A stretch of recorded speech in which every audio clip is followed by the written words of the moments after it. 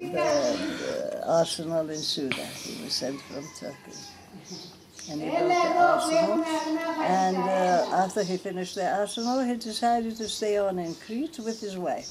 They had no children, so they decided to bring his niece and her niece, Montgomery and Lindsay, to live with them. And the two young girls arrived. They were about 18 each. Of course, there was the silent arrangement that they would not marry and look after the old folk in their old age. But his niece, Jessie Lindsay, fell in love with a Cretan, which was against the rule. Eventually, after a lot of palavering, they got married. And that's my grandmother. Now, she married the Cretan Karioti. And they started life in Crete.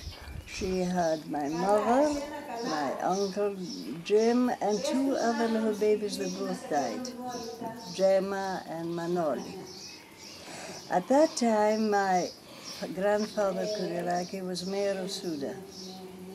And one day, they found a little bundle outside the municipality building of a little boy who had a pinned notice on his breast saying, "My name is Anastasi."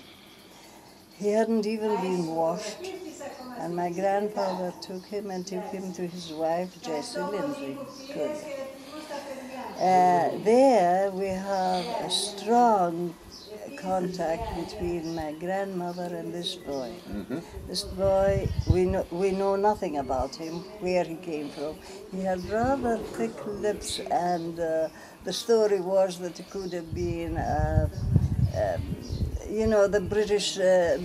the navies were in Suda, and there were all sorts of people and all the rest of it. But as a child grew up, Anastasi grew up, he became very, very unruly. Very unruly.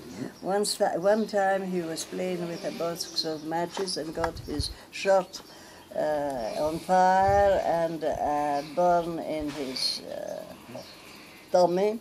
And my granny immediately took him to the British hospital and ship, which was in Suda. And she lay down, and there was a graft of her skin onto his. But of course he used that to get his own way. So anytime somebody didn't do what he wanted, he used to scratch and started bleeding again. He became a problematic child. And I've got a photo of him when he was about 10. I remember him. I liked him a lot because I was a naughty girl and he was a naughty boy, and we seemed to find a lot of interests in common. But when he got too unruly, Granny took him over to Scotland to an orphanage and left him there. Twice he ran away, and the third time he ran away, he managed to get to a Mrs. Lindsay, my grandmother's, not mother, her foster mother, because my great-grandfather had married twice.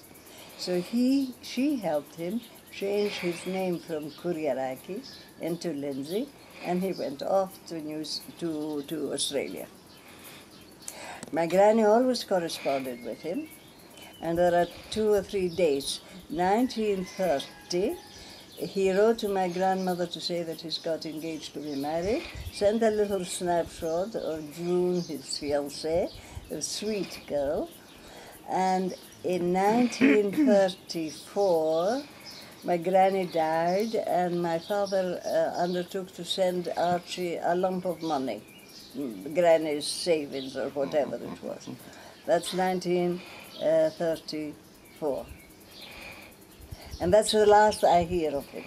Before that, I was made to write letters to him.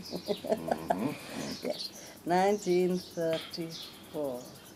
Now, about 2 weeks ago, Simon gets an email from a woman in Australia, saying that she's found the Lindsay. She's trying to contact and find out more about the Lindsays of Crete.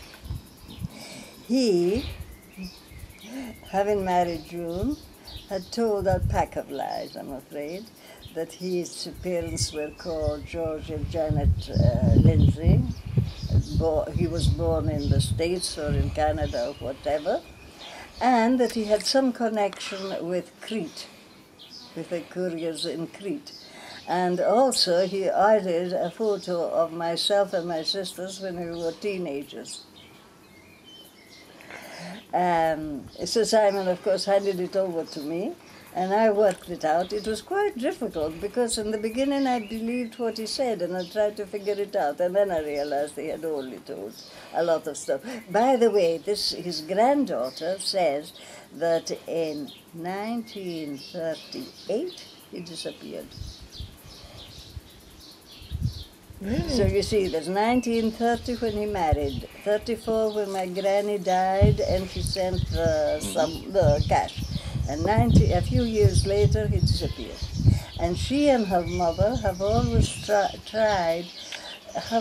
considered to do some research, and finding Simon's, email or what is it? The website. They decided to write to Simon. And Simon couldn't have given an answer if it hadn't been for me. And now I've written to her. Of course, I've not told her the truth because it would be a bit of a shock.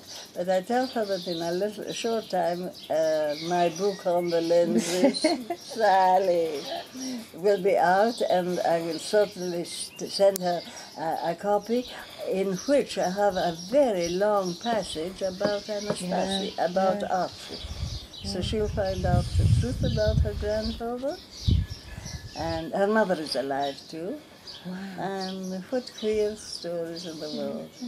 So the last you have of him is 1938. So he's Archie Lindsay, but he's certainly not Archie Lindsay.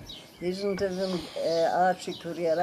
But the disappearance is very strange, isn't it? The disappearance. I mean, have they come out? Have they sort of got any ideas of what might happen? Did he run away, or did he join the military? Yes, so that we don't know. He disappeared. That's the word. Yes, I haven't made any other inquiries of Cherie Devon, I think it's her name. I've written a letter Simon is sending on to them, and they can write to me with my address. She can write to me, and then she'll hear more about it. I find it interesting that it was Jessie Lindsay giving a skin graft. Was it Jessie Lindsay giving a skin graft to this boy?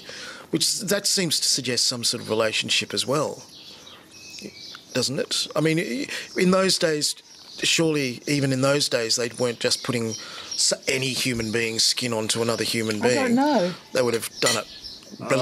I think probably not here. Probably they would have done here. You can actually do it to allow their own skin to reform underneath, but it drops off after a while. Oh, I see. Okay. You can't actually integrate it into the subdermis. So it's a patch while the underlayer. While your own skin actually. And that's been done. I mean, knowing Jessie through Marie, I could imagine her doing that without questioning it, actually, because it's a child. So it doesn't hint at no, I think there's. I mean, for me, there was far more, reality in your situation with Ava. That's what we were following. This thing about whether Ava was in fact the daughter of James Lindsay. Yeah. You know. Yes. In view of the number of coincidences